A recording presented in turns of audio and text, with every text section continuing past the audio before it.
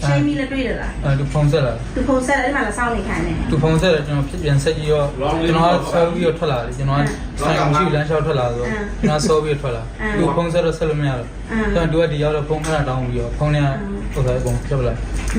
ပြီးတော့ဖုန်းရိုက်ဖြတ်ပလိုက် อ๋อผู้ชายเขาเดินมาของเขา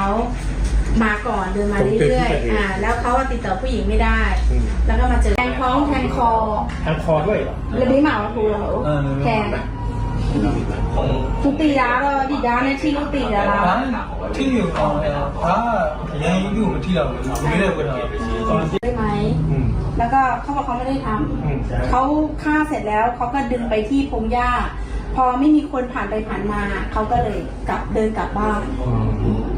นี่ ระหว่างที่ทำไม่มีคนเห็นเลยไม่มีคนผ่านไปกับ นี่รู้ย่ายนี่จะอะไรใช่ไหมลุงย่ายนี่ ตั้งแต่ทะเลาะกันตั้งแต่ทำร้ายร่างกายกัน ဒီမှာကိုဇောင်းနဲ့ကို